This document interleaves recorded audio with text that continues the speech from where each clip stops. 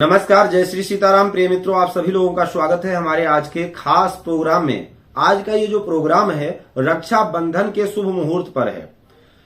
अब की बार बड़ी भ्रांतियां फैली हुई हैं कि रक्षा बंधन कब मनाया जाए, क्योंकि भद्रा लग रहा है। भद्रा वो भी मृतलोक का, और मृतलोक का भद्रा त्याग करना चाहिए। मृतलोक में भद्रा अगर लगा हो तो उस समय पर कोई भी शुभ कार्य नहीं करना चाहिए। विशेष करके विद्वानों का मत है कि ये दो कार्य, शुभ कार्य नहीं करना चाहिए, विशेषतः फाल्गुनी और श्रावणी। भद्रायाम द्वे न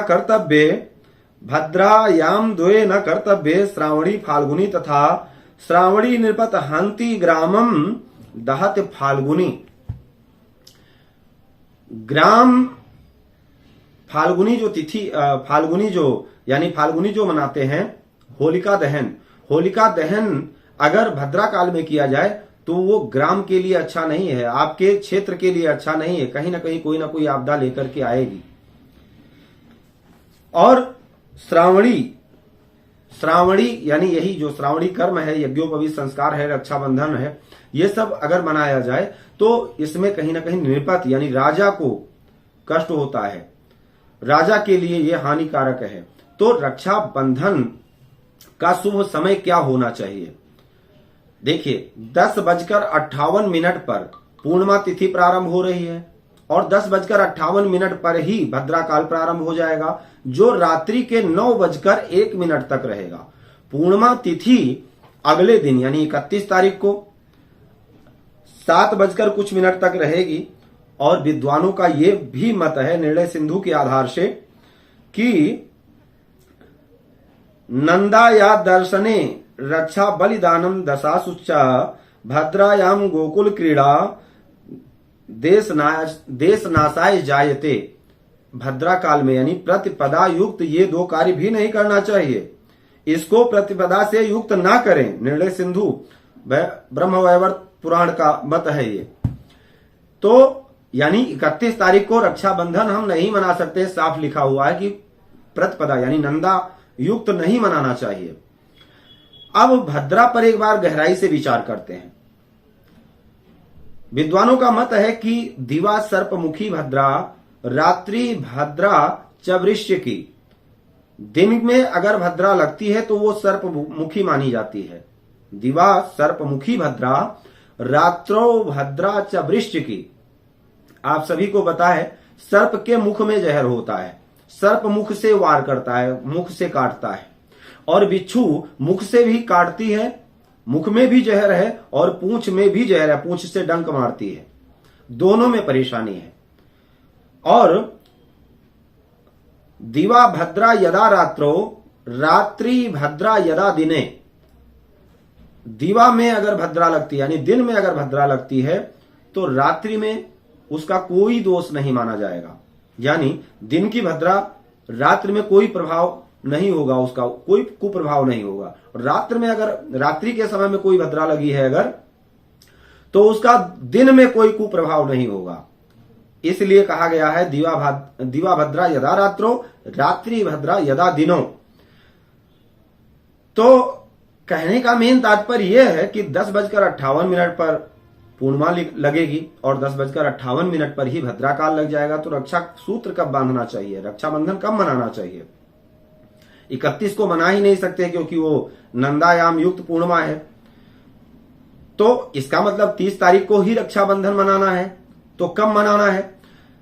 तो सर्पमुखी भद्रा है ये, दिन की भद्रा इसलिए सर्पमुखी है और सर्प के मुख में जहर होता है, इसलिए सर्प के मुख को त्याग देना चाहिए। कैसे त्यागेंगे?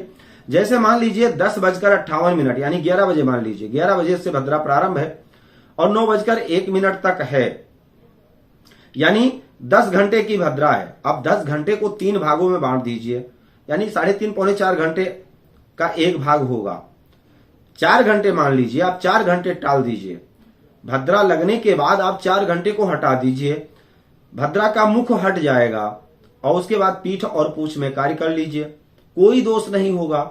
यानी 11 बजे के बाद 12, 1, 2 और 3 बजे के बाद आप रक्षाबंधन का पर्व बड़े शौक से बिना किसी संशय के मना सकते हैं। इसमें कोई दोष नहीं होगा, ना भद्रा का होगा, ना नंदा युक्त पूर्णिमा का होगा, किसी प्रकार का कोई दोष नहीं। और कहीं पर भी ऐसा नहीं लिखा है कि रात्रि के समय रक्षा सूत्र नहीं बांधना चाहिए।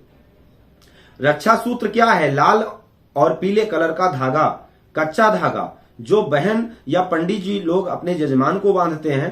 कोई भी शुभ चिंतक बांध सकता है।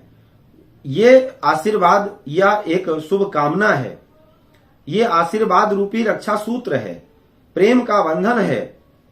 लाल और पीला धागा, देखिए लाल रंग सूर्य का प्रतीक है। सूर्य जो कि यश और कीर्ति पराक्रम के कारक माने जाते हैं। आपका यश दिनों दिन बढ़ता रहे, हम रहें या ना रहें, नाम रहे, उसके कारक सूर्य हैं। कोई भी ऐसी कार्य करके जाते हैं, मंदिर, देवालय, धर्मशाला, हॉस्पिटल आदि इत्यादि कुछ भी ऐसा हम बनाते हैं, निश्चित हमारे जन्म पत्रिका में सूर्य की स्थिति काफी अच्छी होगी।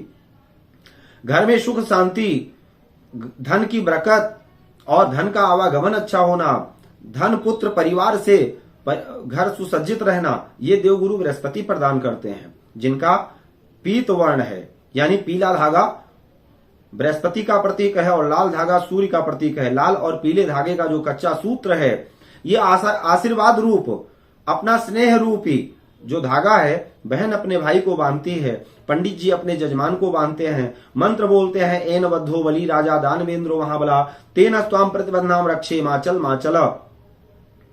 यह आशीर्वाद रूपी धागा आप कभी भी बांध सकते हैं, लेकिन उस समय में नहीं, अशुभ समय में किया हुआ। देखिए मुहूर्त की अपने आप में बहुत बड़ी महिमा है। किसी भी कार्य में असफल हो जाना यह दर्शाता है कि कहीं ना कहीं उसका रीजन ये भी हो सकता है कि आपने उस कार्य को शुभ समय पर सही प्रारंभ नहीं किया था।